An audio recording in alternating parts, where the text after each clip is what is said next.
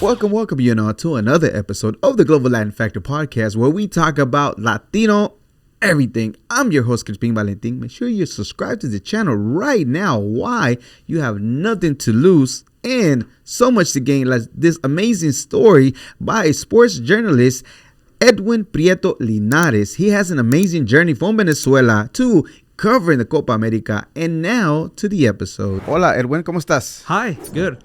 How you doing today? Pretty good. I gotta switch my brain back because we're doing a little something different that we never done before. Mm-hmm. We just finished doing the Spanish one, and now we're gonna practice our English one because I feel my English is really good.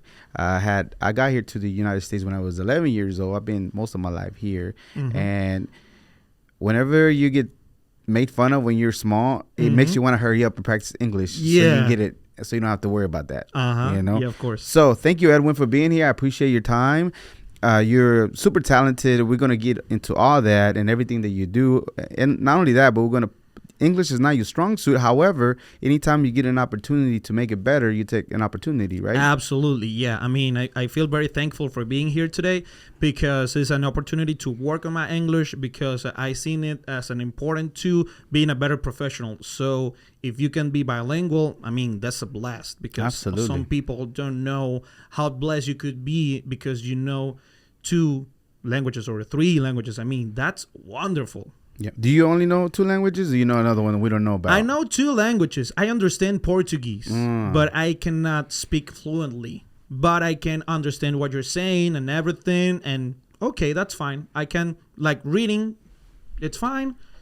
Listening, it's fine. But speaking is like, I cannot. But I can understand you very well in Portuguese or Italian too. What about Colombian? Because, it's a little bit different Spanish, but... Oh, well, yeah. Colombian is very different, but I like it. They're very awesome. Good. So we're going to go ahead and start with a segment that I like to call Preguntas al Chile. About Preguntas al Chile. You already know what kind of questions we're going to have. We're going to have some very interesting ones. Why? Because we're going to include some Venezuelan dishes with that he's originally from. Okay, are you ready? Yes. Tacos or tortas? Tacos al pastor.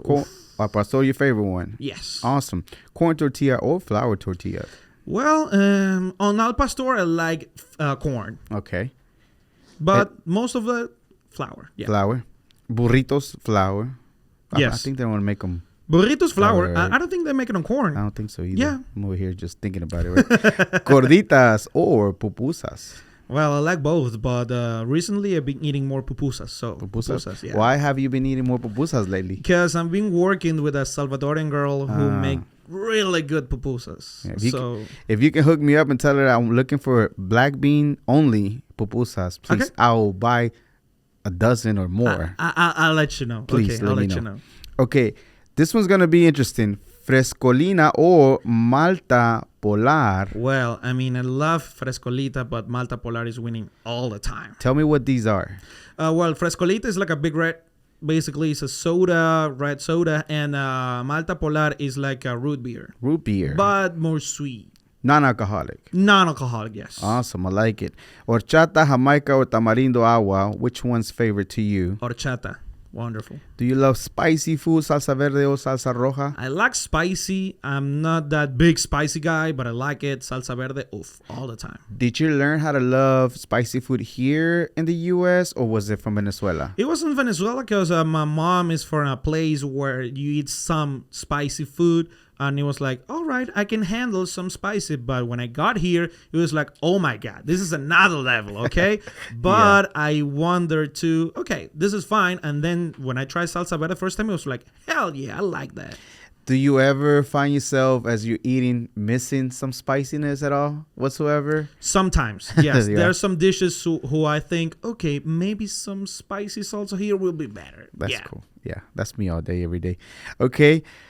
Pabellón criollo or asado negro? There's 2 different dishes, Venezuelan dishes. One, asado negro, especially some people eat it on Christmas in Venezuela. Pabellón criollo is more like a daily traditional plate. But honestly, I choose asado negro because it's not that usual than pabellón. So asado negro, is there a particular meat that y'all use for that? Is there a certain beef? It's a particular meat you use. It's a beef, but it takes a long to cook it. I mean, some people take around 12 to 24 hours on the oven to make it cook very well, because it's so wonderful to eat. It's like a barbecue. Like, you take a lot of time to cook it, and it has to be so slow, so very crispy. Like, the flavor is very nice. So I hear a lot of people smoke meat, and Correct. that takes longer. Is that, do they cook it with smoke or just slow fire, real slow fire? And on this case, on asado negro, you put it on the oven, but very slow, because that makes the difference. Okay.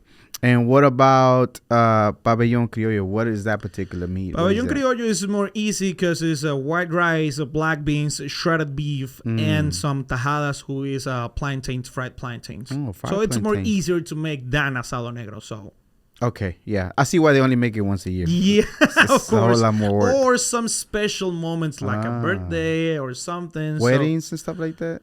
Some people use it at a wedding. Yeah, That's some cool. people could use it at a wedding. Okay, now menudo or pozole. Pozole. I love pozole. Did you get introduced to pozole here in the States? Yes, Yeah? correct. I love it. Do you remember the first time you tried it? Yeah, I was hungover. It was Definitely like, goes. okay, this is the best. That's the best for hungover. Okay, tequeños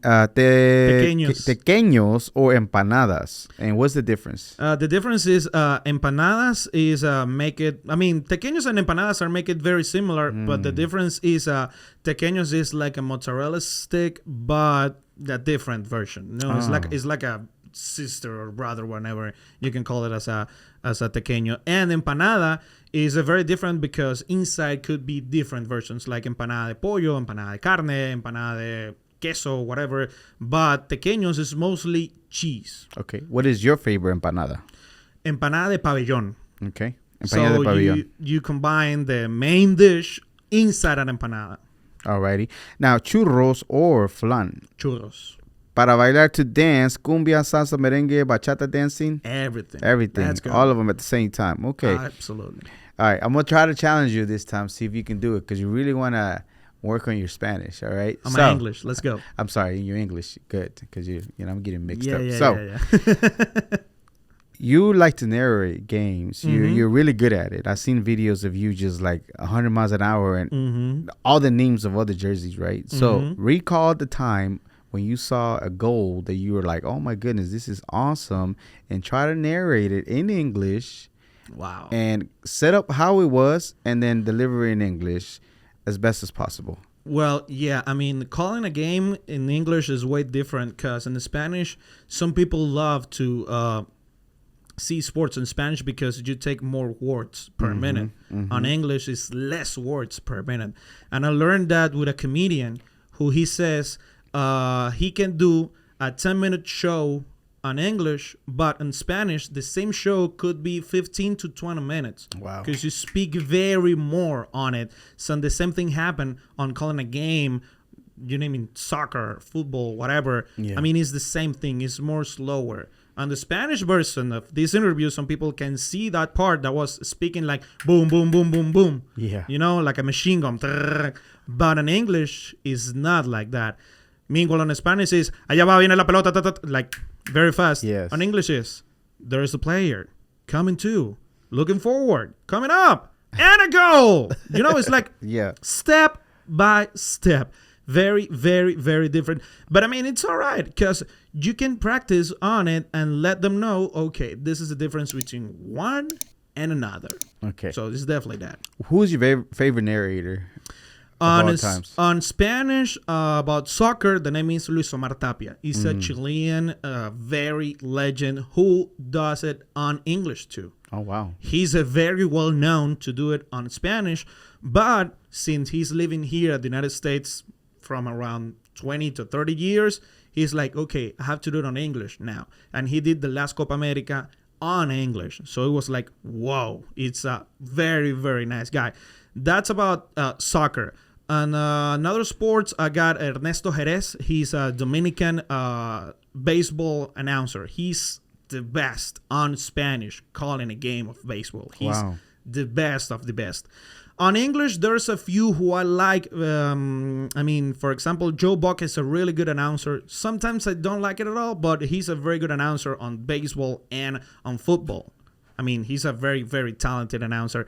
And there's another one of the Yankees. I don't remember. Michael Kay, the announcer of the Yankees on English on TV. He's wonderful. He's one of the best on English calling a baseball game. He's wonderful. Awesome. Is there a conspiracy theory that you heard one time? When you heard, you said, that has to be true. Oh, there's no way that's not true. Well, Anything comes to mind? 9/11. 9/11. Yeah. Some people think it was made it by the U.S. Did you see any particular videos that were like, oh, that's very questionable? Some people think that, some people not, but there's a videos who I enjoy to watch. Let's see what the people think. And I see and was like, all right, they think different. I like it. I like the people who thinks different all the time. Yeah. I cannot believe it sometimes, but it's okay you think different. That's the point of life. Not everybody has to think the same always. No, you have to. You can. I mean, you can have it. That would be zombies if we just all thinking the same thing, you know? Yeah. Okay, so when you hear the word Latino, Latina, Latinx, is there anything that comes to mind immediately? What would that be? For Latino is a person who speaks Spanish or not, but he has a heritage of Spanish people. Like you are born in the United States, but your family is from Mexico, El Salvador, Guatemala, whatever. So you're Latino. Awesome. Okay, so this episode, we already did one in Spanish. So this one's going to be more focused on the language part, right? So how is it that you learn English? Were you studying whenever you were going? Because you have a degree, right? Yeah. What is your degree that you have in Venezuela? My degree is on communications, but honestly, there was not a difference on the language on that. Because in Venezuela, I mean, that's very bad that they don't have a strong media platform to learn English. If you go to school or if you go to college, you're not bilingual. You can get a huge degree and you cannot learn any English at all. For example, I have an aunt who she has a master's degree, who is one of the biggest ones. Right. But she doesn't know any English at all. Wow. And you're supposed to, if you're a very master on something, you have to at least know English, right? But she doesn't. And it's not her fault. I mean, it's supposed to be the system who, if you are escalating positions and getting better and better on something, you have to be better and better on another language too. But there's not a possibility.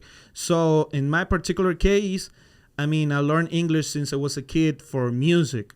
Really? Yeah. So what was your first interaction or your first experience with English at all? Do you remember what it was? Listening music. Limp Bizkit, Eminem, Papa Roach. Really? Yes, sir. Wow. I always saying that Fred Durst and Eminem were my first English teachers. Really? Because I was hearing a lot of those music. Eminem, Papa Roach, Limp Bizkit, Blink-182, The Offspring. I mean, I was listening a lot since I was a kid because of my older brother. He was into that music. When you're listening to those things, which maybe doesn't make sense, does it start making sense at all? Every so often you kind of start recognizing like, oh, he's saying this or he's saying that or he means this. Way years later. At that moment, it was like, oh, I like this. I like how it sounds. I like how he raps. I like how it's really good. But later on, like way later on, when I was like, okay, I'm trying to learn how it's English, I was like, oh my God, he was saying that. It was like, wow. It was like I discovered a whole new world because of that. But it was good to have that position because it was about music and also movies. I always rather seen a movie on English with subtitles on Spanish. And I mean, since I was a kid, that happened since I was a kid. I always rather English and subtitles on Spanish. But cartoons on Spanish. Great. Cartoons on Spanish, perfect. But a movie all the time in English because I rather hear like the real actor speaking and having their performance, and I just read. Who introduced your brother to Eminem, Limp Bizkit, and all them? I don't know. He just know that he brought the music and you were hearing it. He brought the music and I hear it because he was the target at that moment because I'm talking about 1999, the year 2000, 2001. It was mainstream. It was MTV. It was big at that moment. So you could see at TV those really great artists. So I like it at that moment. And then that makes me, trying to learn more about the language and about the music, and okay, that makes me see movies or series or whatever on English too. I always rather English and subtitles on Spanish, and the video games too, because at that moment you didn't have the video games translated, so you have to figure it out how to play Spider-Man, for example, on English. Yeah. Because you have to read what is the mission on that moment, what is you have to do on that moment. So it was like, okay, he's saying this and maybe it's that. Okay, perfect. Or baseball, for example. The announcer, now batting, number 29, Barry Bonds. And I was like, okay, now batting means al bate. Okay, so I was like connecting dots, one with another. Okay, this probably means this. This probably means this. Yeah. And then I was like wondering and trying to, okay, I want to learn more. I want to learn more. And then I started reading in English, having my phone in English, everything in English, just for trying to improve my English by my own. Yeah. Just by my own. So one thing is, when I was learning English, at least I feel like I realized that I knew English was when I started hearing myself thinking in English. Oh, wow. Do you remember yourself whenever you kind of sort of realize, I kind of know English a little bit. Yeah, I can kind of carry a conversation. The first time was when I was working on a media platform on Spanish, and I was covering the local basketball league on Venezuela. So there were some players who were from Nigeria, from the United States, so they didn't speak in Spanish at all. So there was a couple of journalists who speaks English, and they make the questions, and that's it. So I remember because everybody knows them already. I was like the new guy at that year. So the first guy makes the question, the another guy makes the question, and all of a sudden I was like, I'm gonna do a question. What happened? And when I raised my hand, everybody was like, what happened with this guy? Nobody knows English. This guy speaks English. I was like 17 at that moment. Yeah. And I was like, hi, did you feel more comfortable? And I was doing the question or something, and everybody was like, what the hell is this guy doing? And then everybody's like, I didn't know you speak English. I was like, me neither. I just tried. You just tried it out. I just tried it out, and I knew he understands me because he answered what I wanted. So I was like, okay, if I say something he understands and he answered me what I wanted, it's because I can have a little conversation with somebody. Okay, that's perfect. So next time I'm going to try to do an interview, a full interview with him. And I tried, but with another player. And when I did that, a friend of mine said, bro, but you speak English. I said, I think I can. I don't know fluently, but he understood what I said. And we were chatting for about 5 minutes. Yeah. So that's good. That's a long time. A lot. Yeah. So, and at that moment, I remember I have a cousin who was on Boston, right, learning English. He was studying English for 6 months in Boston. And I remember I sent him the recording because it was an audio recording. Yeah. And I sent it to him, and he was like, bro, that's you? And I was like, yeah. Bro, you're kidding. I was like, yeah, bro, that's me. And he was like, bro, but you listen good. I mean, you're good at it. I mean, you just need to. And he gave me a couple, tips. And I was like, okay, I can do it. Yeah, I can do it. And then was like, okay, let's go. And I take more confidence. And I remember when I got here to the United States, the first thing I thought, okay, I can get a work when I can't speak English because, okay, I can do it. Yeah. One thing about you that I've been picking up is that a lot of the times when people give you tips, you really run with it and hear them and then execute until you get it right, and it gives you confidence. Do you feel like that time that you had the courage to be able to ask that question, even though if you didn't know you were going to be able to deliver, gave you the confidence to just keep trying? Otherwise, maybe it would have taken you longer to kind of realize you might have known a little bit more English than you thought? Yeah, sometimes. I mean, sometimes it happens. I mean, for example, I started to work in a restaurant as a server, but I didn't know how to say straw, for example. And I remember the first time a young lady said, can I please get a straw? And I was like, straw? Yeah, give me 1 second. And it was straw. And I went to the bar because the only guy who speaks Spanish at that restaurant, he was the bartender. He was a Mexican guy. And I was like, Memo, what is a straw? And he was like, popote. And I was like, oh, okay. And I learned. Do you say popote in Venezuela? We didn't say popote. What we do you say say? pitillo. Pitillo. But I understood that popote means pitillo. Uh-huh. So I was like translating from English, from Mexican to Venezuelan to understand it was a straw. So I was like, okay, I got it. But I mean, it was part of that. I mean, it was like to learn all the time how to say, I don't know, fork or straw or a plate or B or whatever. But it was part of it. I never felt bad because sometimes I said, hey, I'm sorry for my English. I'm still learning. They were like, oh, you're good. No worries, blah, blah, blah. But there were some rude people who rather being served by another because they didn't have the confidence or the delivery to speak fluently English. How do you make you feel did you have any instances that happened? Yeah. And how did it make you feel whenever they did that? I mean, I was like, okay, I understand I don't have enough for you make you feel comfortable about my service because my English is very limited. But, okay, if you feel that, doesn't matter. Yeah, it doesn't matter. Yeah, I understand I have some limits.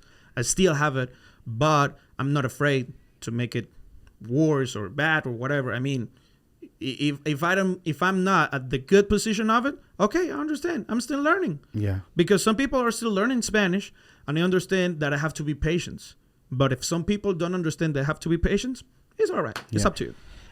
It's crazy to think the way that you describe the process that has to go in your mind to be able to get a word out or understand something. Yeah. You hear the word, you go and tell this guy, he tells you another word. In your mind, you have to go to your archives, think about what that means in your language or Spanish, but the way that Venezuelans say it, and then understand what it means. Correct. Yeah. That's a lot of work. That's a lot, yeah. I don't think people understand how much it has to go through. It's a process, yeah. It's a process. It's a whole process. Yeah, it's a whole process. Like, that's crazy. In seconds. Yes. Yeah. And then to think that you realize, even though you didn't know what a straw was, and you're like, okay, I don't know what a straw is. You went to the person who could probably lead you to what a straw meant. Correct, yeah. To get an answer and deliver the straw. So yep. when you took the straw to the lady, how do you feel? How did it make you feel? Oh, great. Because I knew that was a straw. Okay, I was like, okay, perfect. There you go. Now you know what a straw is. Now I know that what day it you is. learned what a straw was. Yeah,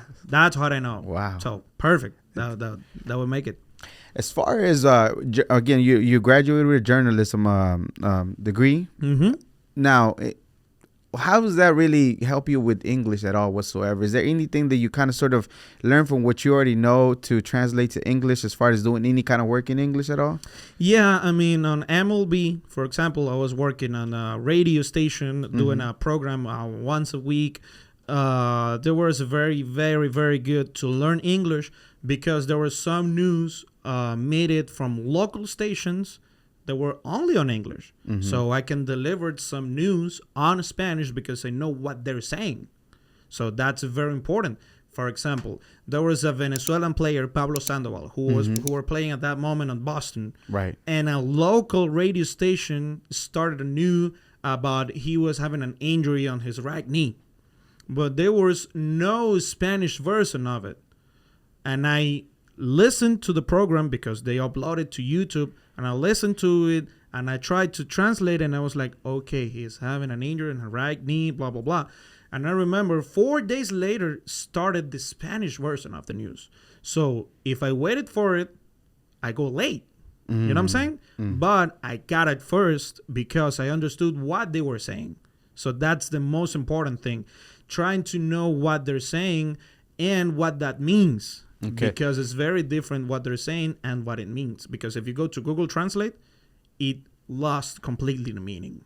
Because I like ChatGPT's conversion for Latin American or English way better. But at this moment, we have it. But I'm talking about more than 10 years ago. Oh, wow. ChatGPT was not at the place. So you were trying to figure it out what it was, what it means. So at that moment was a very good learn English for trying to deliver some news who were important for the community at the moment that was made it originally only on English.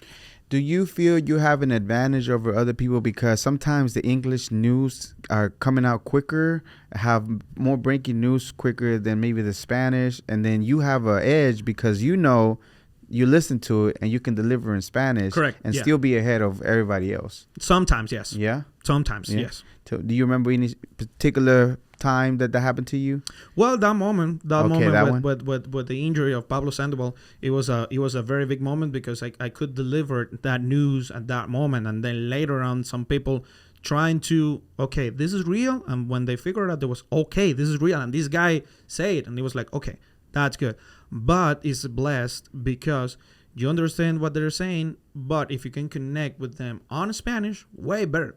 Because, for example, in baseball, the most talented players are Latinos, and they speak Spanish, and they rather speak to somebody who speaks the same language to do in English.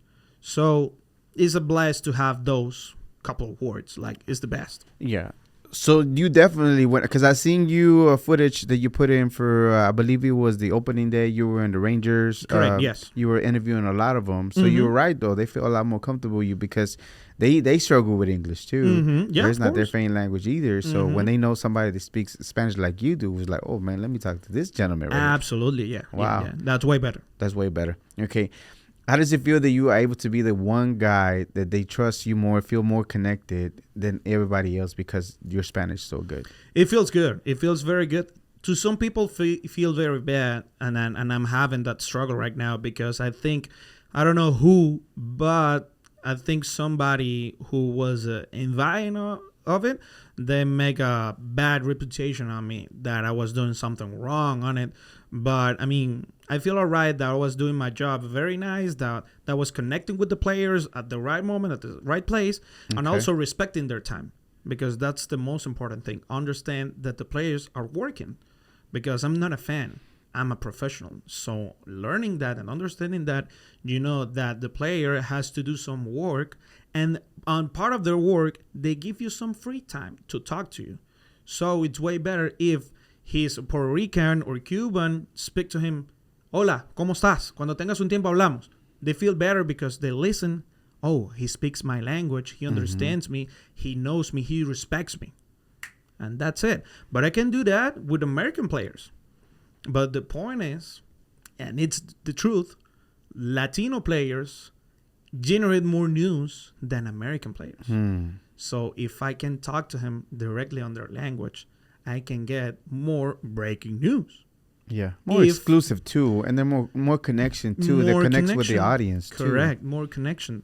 But some people don't understand that because I don't know what they think. But the most important thing for me is connect to them and let them understand that I'm here to them to work on it, and that's it. So, as a professional, knowing that you're professional, knowing that you take it to heart, knowing that you work really hard, you came a long way. For somebody to want to start a rumor, how did it make you feel at that time, knowing that it wasn't even that? Your intention was not even that. I mean, it felt very bad because, I mean, I was doing my job. I was doing what I was called to it. I mean, just interview players, do whatever I have to do without disrespect somebody. But if that person felt like I was, I don't know, doing something wrong, okay, just tell me. Absolutely, just tell me. If you need something from me, just tell me. I'm not gonna, hey, I don't know. No, I'm gonna help you. Yeah. Because we're partners. I mean, we're working. You're working for your company, working for my company, but we are at this stadium. We all need the same thing. Talk to the players.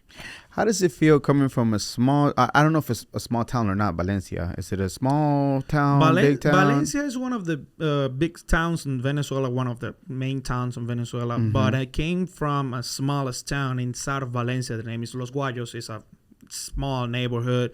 But, I mean, it feels all right because you were closer to the capital, who's Caracas. So Los it was Guayos? Yes. Okay, coming from Los Guayos, I don't know if you had a lot of opportunities, yet you were able to go to school, having a degree, coming to another country, maybe not able to, even though you have your degree, not able to use it. How does it feel to you be able to now talk to some of these MLB players or baseball players, professional players in general? How does it make you feel to you? Does it make you feel real? Does it make you feel like, man, I really earned this? Or does it make you feel like I still have work to do? I earned it. But also, I still have to work on it. Absolutely. Because It's a dream come true to do that because on Los Guayos, I watch a lot of MLB on TV. So now being at the stadium with the players, with some players that are watching TV right now, I'm with them, talking to them, interviewing them. It's like, okay, I earned it because I was working on it, dreaming it all the time, but also getting ready because I did 5 seasons of winter baseball on Venezuela. So I was working on how to approach to the players, how to understand the language of the players, right, how they do everything. So I know I earn it, but also I still have to work on it because right. it's my first season as covering MLB directly on the stadium. So I know there's some things that I don't know, but also there's a lot of other things that I know. So what about definitely I earn it, but also I still have to work on it because I'm not the best guy ever, but I know I can do my best. What about Copa Oro and professional soccer players, knowing you had such a love from as an early age for soccer? Yeah, I mean, for soccer is a very, very nice. I mean, I love soccer since I was a kid, and also baseball because my family loves baseball. I mean, my family and the place where my dad grew up is all the time baseball. If you go to reunion family, you do some food, some empanadas or whatever, and you're watching baseball. Wow. What is the baseball game tonight? Okay, they're playing the Yankees. They're playing Boston. Okay, let's see the game and eat or whatever. So for me, sports like baseball, like soccer, means family time. It means these important moments. So passing from that to work professional in the place where people wanted to pay for being there, and I have the blessing of being there because of my job, that's the best. So I feel very grateful and thankful for that. You had a long journey from Venezuela to get here to eventually want to continue to, again, with a degree, but not able to use it to, do different kind of jobs from lift to whatever you want to call it, construction, you name it, you probably did it, to be able to still want to do media, did your own podcast. How did it feel to do your own podcast? Because I know that you wanted to show that you still have something that you can showcase to people. Correct. Like, look, I can still do this. I'll do this. I just not haven't done it over Correct, here yes. like the way I used to do it. Correct. Because in Venezuela, you did radio, TV, you name it, you probably did it. So right here is a different story. It's absolutely a different story because it doesn't matter what you did outside. It matters what you do here. So it definitely do this interview with you, the work that I do on Movida Hispana, it what matters right now, because for a radio station, for a local radio station or local channel, doesn't matter if you have 10 years of experience in your country. What you do here, you speak English, you know how the news work here, you know how the people talk here, you know how you can connect with the people here. No? Okay, next. That's it. I like the way you put it in one of the interviews you were talking about. Like, you wanted experience. Like, how am I going to get experience? It's like people that get a degree. Like, how am I going to get experience? You don't give me a chance to do it. Like, I was in school this whole entire time. Yeah. Yeah, I mean, it's very crazy because, okay, you need experience for working this. But how you gain the experience if you never get the opportunity? So it's like, come on, how can I manage to do that? And the only way that I did is, okay, at the same time that I'm starting on the college, I'm doing this, I'm doing radio, I'm doing TV, whatever, because my point was, when I finally get my degree, okay, here's my degree, here's my experience. What's next? Oh, wow. That's awesome. But I came here, and doesn't matter both. And I was like, okay, what I have to do now? Okay, I'm doing a podcast, I'm doing this. Some people are going to connect me because some people understand that context is one of the most important things on media platforms. Because if they don't know you, you could be the best professional ever. But if nobody knows it, doesn't matter. And even though you were here working on the podcast, you never stopped was networking, because you kind of realized that was going to get you places, right? Connecting with people and different things. In fact, one of the connections that you made, even not working at the same time, a station over there in Venezuela led you to what you're doing right now, right? Yeah, absolutely. I mean, it was a way connecting dots from one place to another. We met in Venezuela. I was here in Dallas. He was on Bogota at that moment. What was the gentleman's name that you know? Carlos Bermudez. Okay. Yeah, is the name. I mean, we met in Venezuela, but years later, I moved to Dallas. He moved to Colombia, and we were talking from WhatsApp from a client who recommends him to connect to me here. So it was like boom, boom, boom, boom, boom. So it was a complete mess. Wow. But make it sense because he make his best to try to, okay, you can connect with this guy because this guy can do what you guys need. So it was like, I know this person who can do this and he's doing it for free. So if you offer him an opportunity, he's going to take it. It doesn't matter because he's really needing this and you guys are really needing somebody. So both things connect, and that's why Movida Hispana it is right now. So you're in Movida Hispana USA. Can you please explain to people that don't understand? Yeah, starting to work a little bit more English media and Correct, work that, yeah. right? Can you kind of explain what it is and what are you doing with the English side? Yeah, Movida Hispana is a Spanish platform who's working on getting to Hispanic people on Texas and also outside of Texas some news about sports, about entertainment, about connections, about networking events, about different kind of platforms here on Dallas, on Houston, on Austin, and San Antonio for delivering the message to you.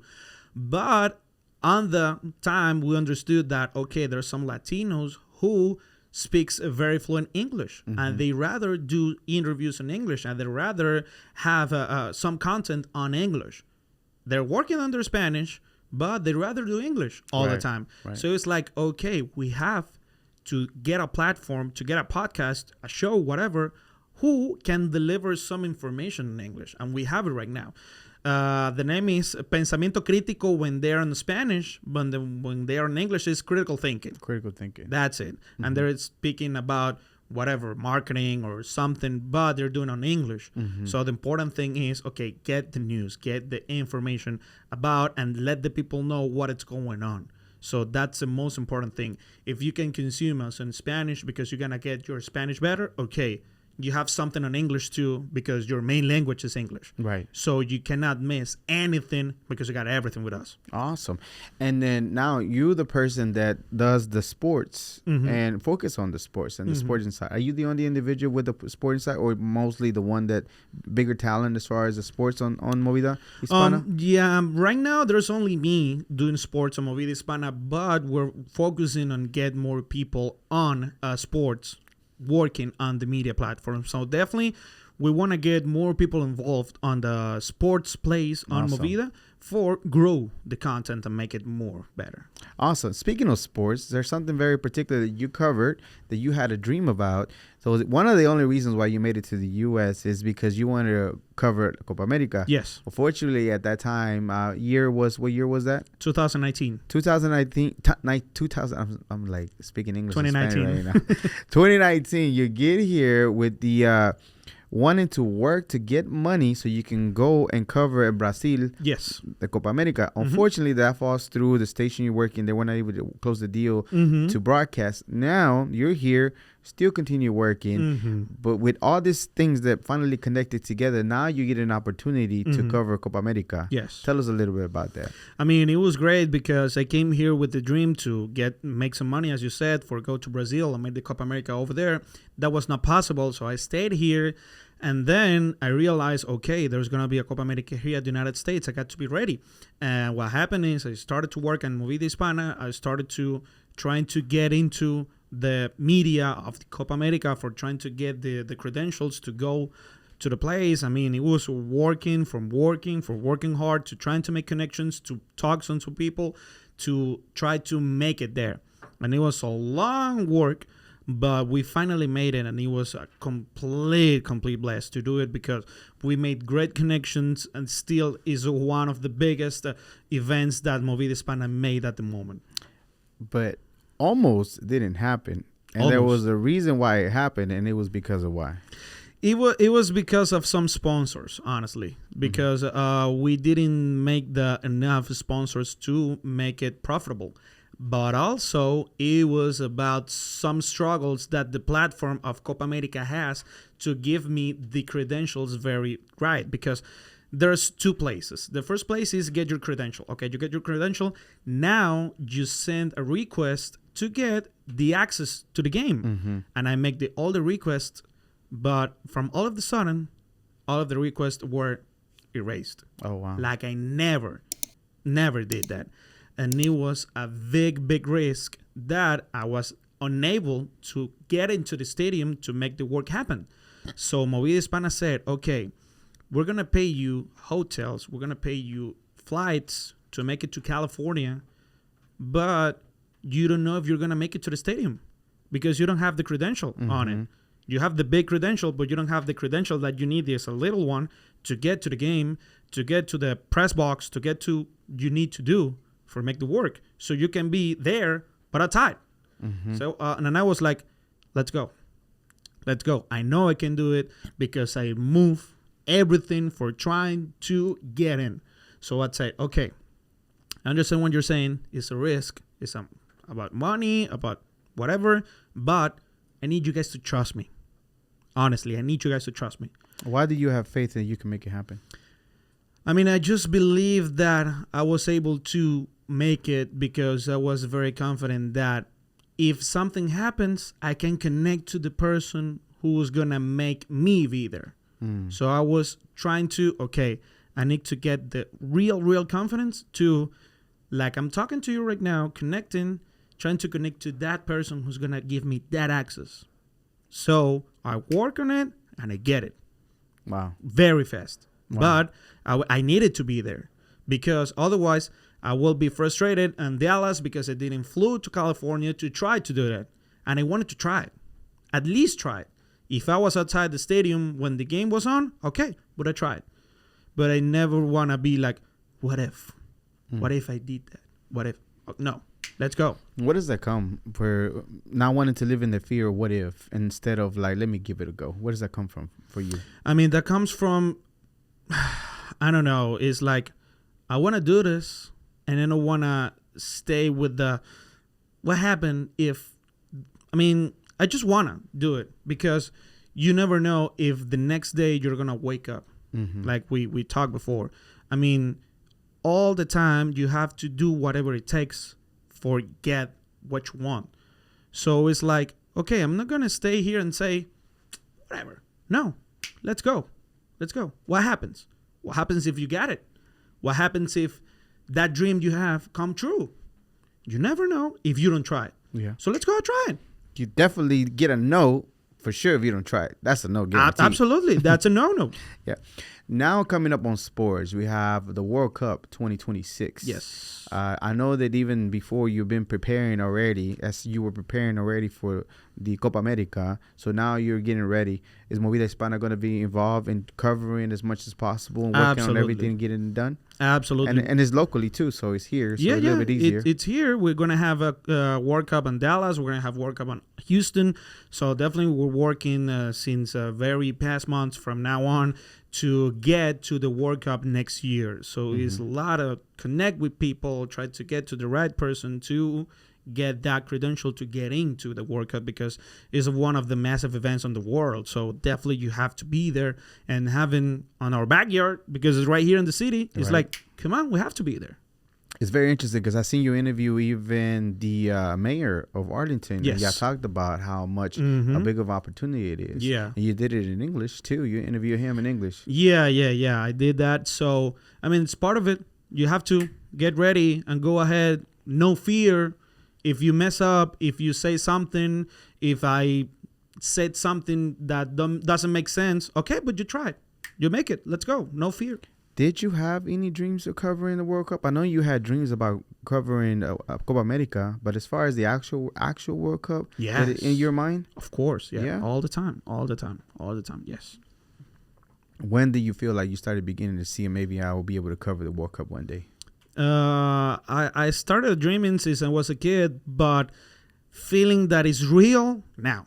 Because before it was like, okay, I'm so far away for get the opportunity to be in a World Cup. But right now I feel more closer because people around me talk to me, hey, next year's World Cup, you have to be there. You have to be there.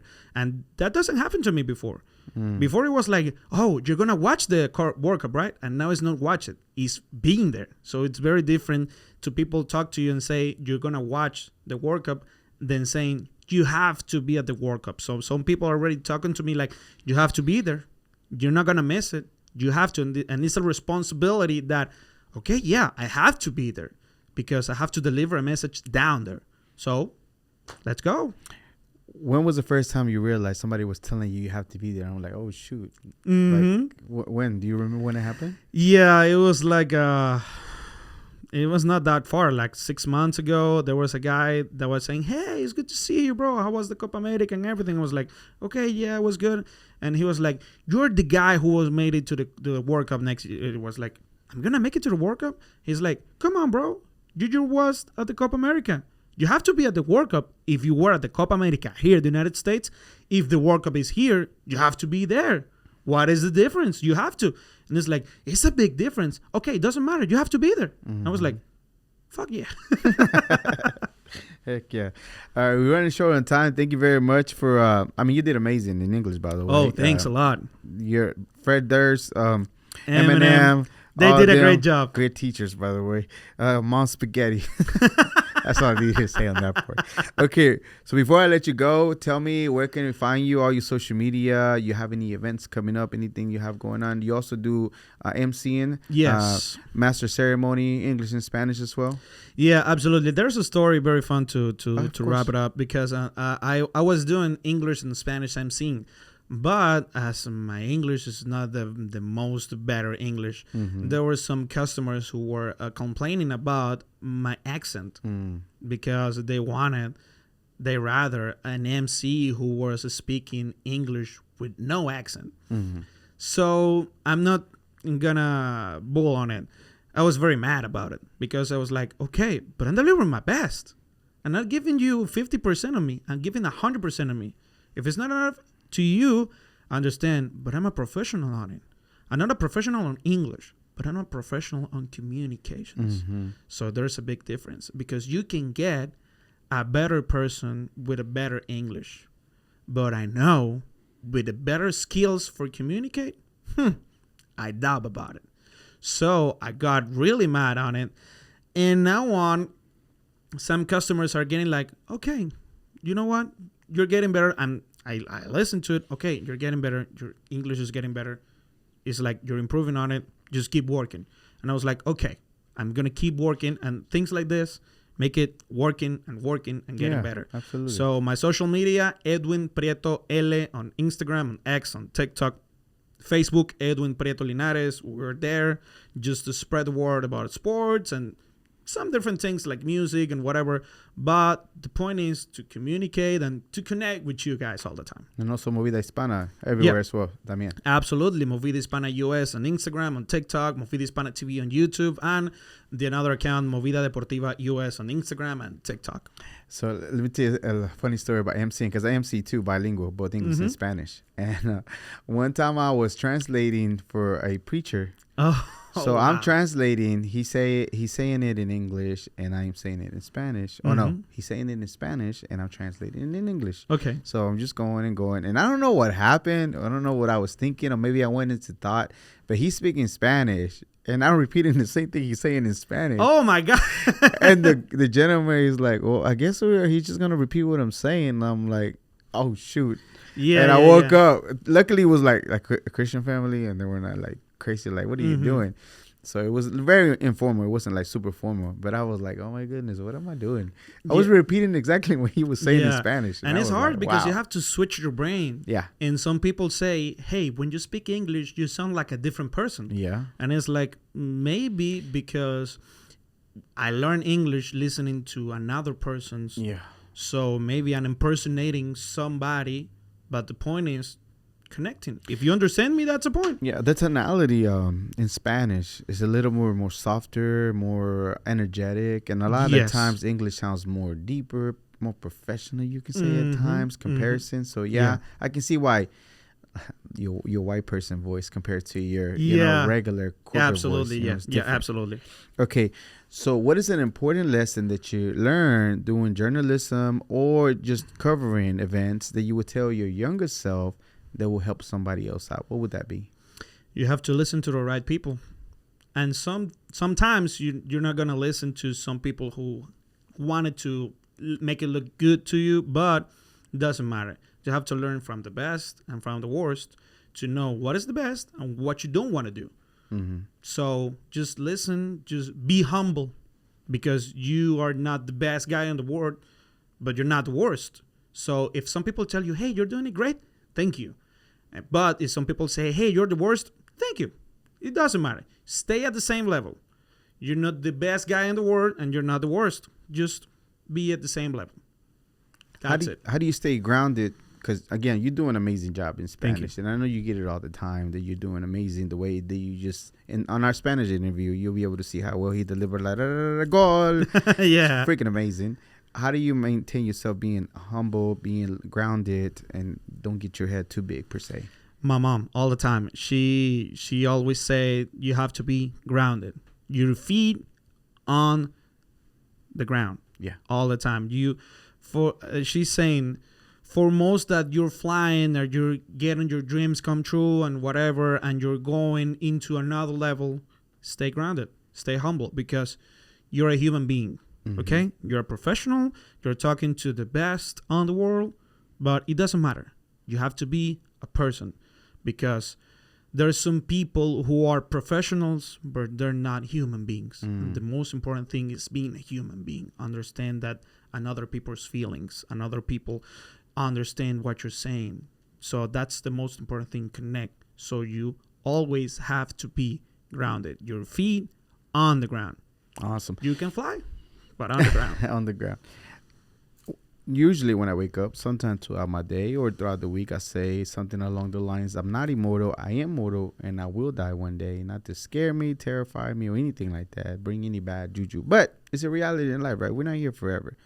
As much as we want to be here forever, unfortunately, that's not how it happens. Mm-hmm. With that, I wish you a long, prosperous life. Thank you. After everything's said and done, what do you want people to feel and think about your life? That I was very passionate for what I did. That was a passionate guy who tried to get better, who never stays with a no, a guy who tried their best and never stays at a comfort zone. Because this podcast, this interview is being out of my comfort zone, because English is not my main language, but I have to try to deliver and try to speak to you and speak to the camera and try to make my best all the time. So what I want people to remember is I always try to be better all the time. Awesome. And great job, English. Thank you. I think this is the first time in history we knocked out 2 interviews. Usually it takes a couple of months to bring you back to do the other one, but you had the idea. So I fought it a little bit, but I'm like, let's go ahead and try it. Let's give it a go. See how it goes. Because we want to focus on, like, English, I feel is a little bit stronger on my side. Mm-hmm. Spanish, I'm definitely going to continue to get better at it, right? Even though it's my native tongue, right? But I've been here for like too many years. Yeah, so it's understandable, because your native language is Spanish, but for the most of the time of your life, you're being in the United States. Yeah. So you've been speaking most English than Spanish on your life, even that Spanish is your main language. Yeah. But, I mean, still, you're working on it. And that happened to me. Most of my life, I'm being speaking Spanish. From now on, I'm being speaking English, trying to get better. So that makes you to understand, okay, I have to work on it. I have to be better on it. And I have to try to deliver the message on this language. So that's the most important thing. Work on it, trying to get better on it.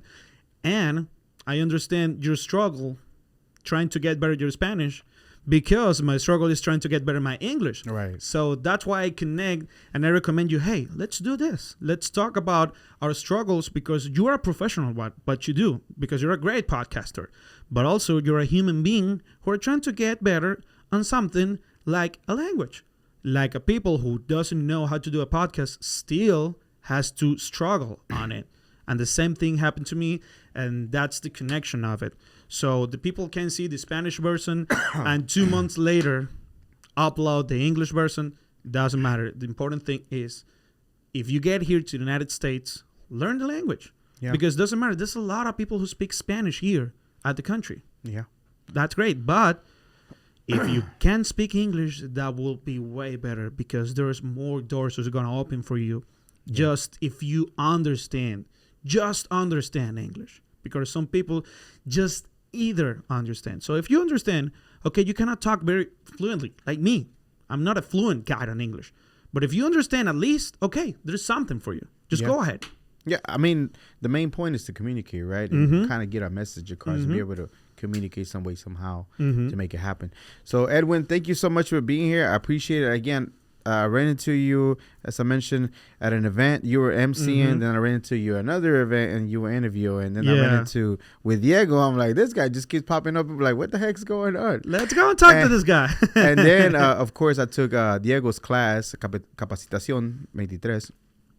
I met again. I'm like, let's go ahead and talk. And I knew you were great from that because of the way he expressed himself. I saw your interview with him and other things that I seen. I'm like, yeah, he's really good at what he does. Thanks and without a shadow of a doubt, Edwin Prieto Linares, you are a global Latin factor. Thank you so much for being here. I appreciate your time. Thank you so much, Crispin. Thanks a lot to the people who's watching this interview right now. Thanks a lot. Just struggle with your English.